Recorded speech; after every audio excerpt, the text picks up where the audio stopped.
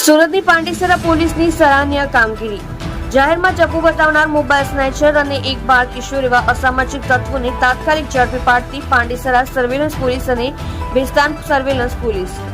સુરતના પાંડેસરા પિયુષ પોઈન્ટ પાસેનો એક વિડીયો થયો હતો વાયરલ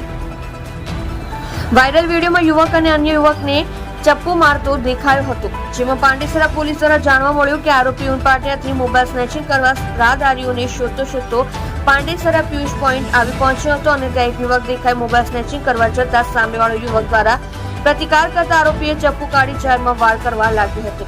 સુરતની પાંડેસરા પોલીસે ગણતરીની કલાકમાં જાહેરમાં ચપ્પુ ફેરવનાર સોહેલ ઉર્ફે અલ્લુ ગુલામ સાદિક ઉંમર વર્ષ 26, ધંધો ટેમ્પો ડ્રાઈવર, રહેઠાણ બિલાલ કોમ્પ્લેક્સ, ઘર નંબર 101, નુરાની પાર્ક, જુમા બાજારની બાજુમાં ઉનપાટિયા સુરશેર તથા અન્ય યુવકની ધરપકડ કરી। સુરતની પાંડેસરા વિસ્તારમાં જે જગ્યાએ જાહેરમાં ચપ્પુ ફેરવ્યું હતું તે જ વિસ્તારમાં સોહેલ ઉર્ફે અલ્લુ ગુલામ સાદિક શેખ નામક આરોપીનું સરઘસ કાઢ્યું હતું। સત્ય માટે હંમેશા સત્યની સાથે જોડાઈ રહો। આ સુરત ન્યૂઝ ચેનલની સાથે।